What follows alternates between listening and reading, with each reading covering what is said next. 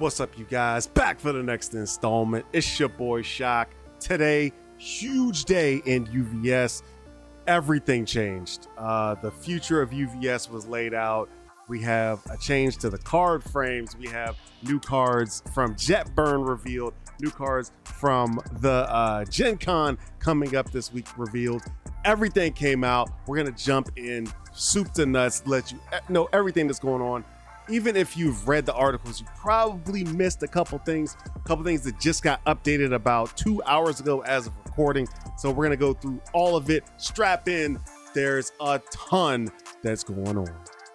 So first up, we have the card that everybody's been waiting on. Well, wait no longer. Hawks is out here. Hawks 1. We have at the start of your combat phase, he's going to add 2 of his feathers from your discard pile to your hand, making him effectively an 8-hander. We have enhanced once per turn. Change this attack zone to a high. You may switch the speed and damage. So that's this attack, offensive or defensive. Also, we have response once per enhanced step. After an attack speed is modified, it gets +1 or -1 speed. So master of the speed game, as we expected. We're going to see how well he can actually play that way.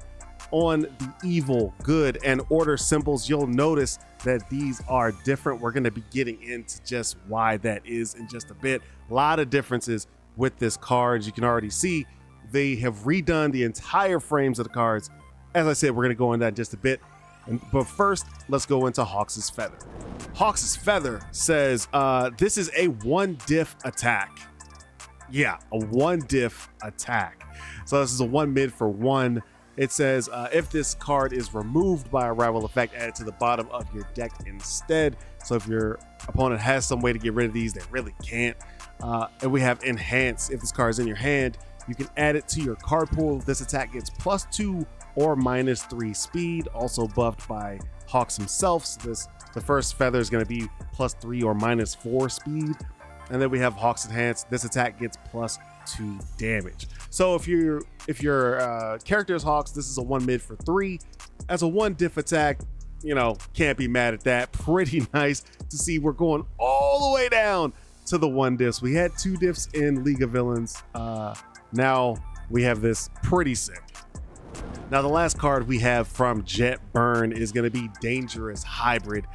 This card is a foundation. It says when attempting to play this card as a form, it gets -3 difficulty. Notice that it is a 5-diff foundation. The numbers are getting a little crazy on purpose. We also have Enhanced Discard 1 Momentum. This attack gets +2 speed or -2 damage. Playable while committed. A lot of people are going to be trying to play this with carbo loading, things like that.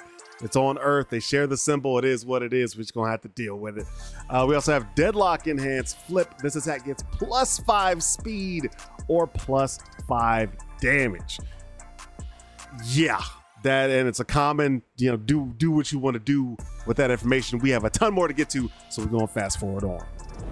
So first things first, before we even go into the actual card frames, let's talk about the symbols. All the symbols have gotten a rework. They look differently now. They're all fundamentally the same, but there's something important about the way they redid them.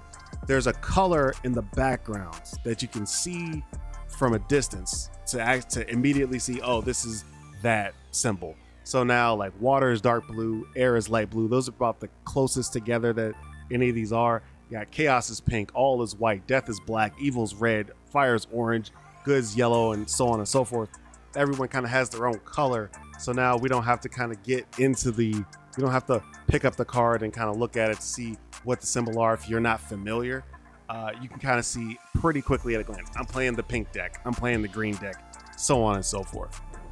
Now, if you are in the area for Gen Con next weekend, you're going to be able to get your hands on these 6 promos. We've all been waiting. We've seen the pictures, but we're waiting to see what the actual promos are. Here we go. We have Izuku Midoriya 1. We have Bakugo 1. We have Zero Gravity Capture, Class 1A President, Cool Student, and Snack Time.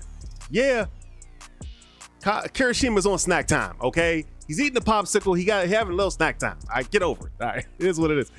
So very beautiful cards. Can't wait to see him in person. I'm not gonna be there. Sad face. but they look awesome. Can't wait to see my friends come back with hopefully a couple extra playsets.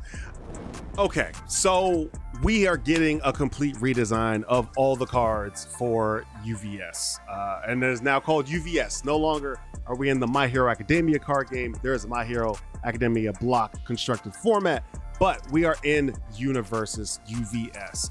So what is different about the cards, the way they're going to be constructed going forward? How are we going to see them differently? Well, first, let's look at the cards the way they are already. I pulled up Plummeting Punch because this is the best example, I think, of the problem that the cards have right now. They're just very cluttered. I don't want to say very cluttered, but they're pretty cluttered. You have this just great image of Midoriya with Ariana's back. You have something going on in the background here. A lot of green lightning and stuff. There's a lot in the art room that's really going well here. But then you have the title and the orange border creeping on over the top. The numbers, the speed and damage go right on top of all the images. And the text box. Everyone that I've ever talked to hates how much the text box just takes over the card, and it just takes away from the artwork. So you're like, oh man, this would be great in XR form because this just sucks. This just kind of sucks. Something I didn't notice until they redesigned it is actually the resource symbols take up a bunch of space, and they're not something that we typically use in an actual game. We use them in the deck constructing process and coming into a match, but then once we start the game, we don't need the resource symbols front and center. All right, they can really take a back seat. So how do we redesign the card to maximize all that? Well, here is what they decided to do. Okay, so let's go back to Hawks' Feather for a second, because this is the only card that I can pretty reliably say is finalized in JetBurn. If you read the article, you're going to see a lot of other cards, old cards, new cards, that look different from one another. And those are cards, they're trying to show you the way they went through their process and how they changed the cards, why they changed the cards, and every step of the way. But those are not the way the cards are going to look finalized. The only card that I am pretty sure is the only two cards I'm pretty sure are finalized are Hawks' Feather and Hawks himself. Hawks' Feather is an attack, so we're going to look at that right now. Okay, so we have the redone speed and damage symbols. They have the black crack in them. They're a little bit more worn, if you will, and they're just a little bit less pristine. We have the actual title of the card is dropped down. So it's going to be right above the text box, trying to give some space, give some latitude to the actual image. So if you don't have the XR version of the image, you still get a pretty clear image that, you know, the artists don't have to move around the speed damage icon, the title in the top, the damage icon, the shield icon. They can move around less of those and use more real estate of the card. Now we've moved our keyword abilities and keyword traits down to the bottom down here. So they'll be right above your resource symbols, which will be down here at the bottom. Now, one special note that they snuck in there that I haven't seen a lot of people talk about is they said now there is room for 1 to 6 resource symbols. So that means that we could have cards in JetBurn that have up to 6 resource icons on one card. So that's going to fundamentally change the way we deck build.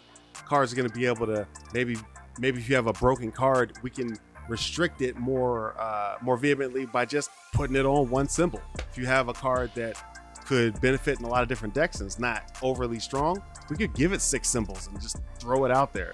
So that's going to be very interesting to see how they balance that going forward. But you will not have cards that only have to have 3 symbols going forward. Now, aside from that, you're going to notice the font of all the numbers are different.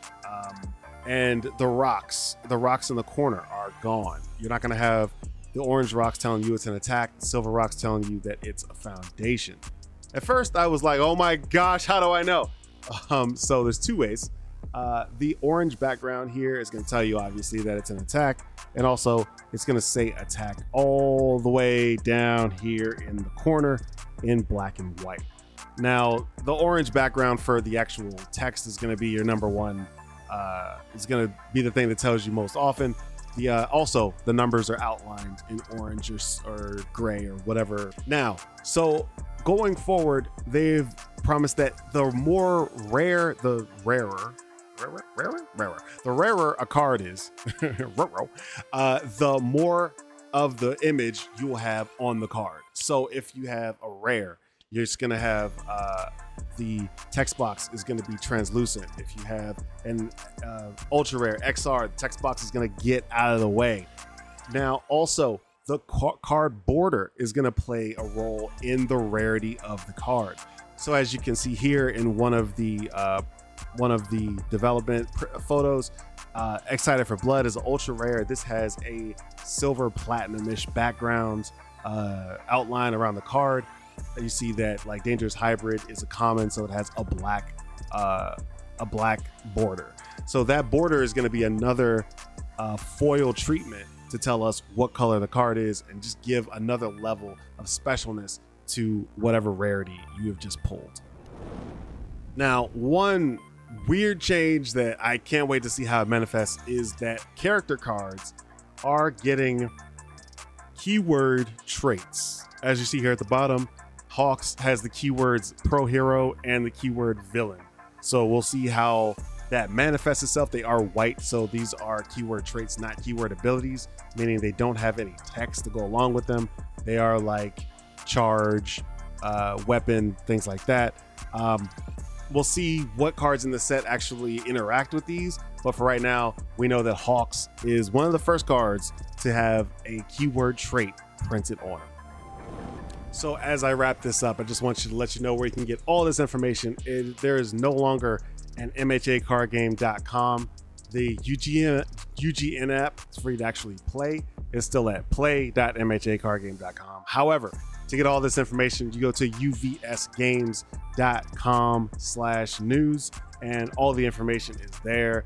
The website, 100% better than the old website. Everything is actually in the right spots, yada, yada, yada. Some of these pictures are actually a little big. But anyway, loving where the game is headed. If you want to hear my thoughts, I'm going to post those in another video where I go a little bit deeper into what I expect from the next sets and things like that. Wanted to get you guys all the news and caught up on the day of. Thanks you guys for watching to the end of the video. As always, you know I really do appreciate it. Get down in the comments and let me know what you guys think of this massive rebrand for UVS Games. And until the next time, I'll see you on the tables. Peace.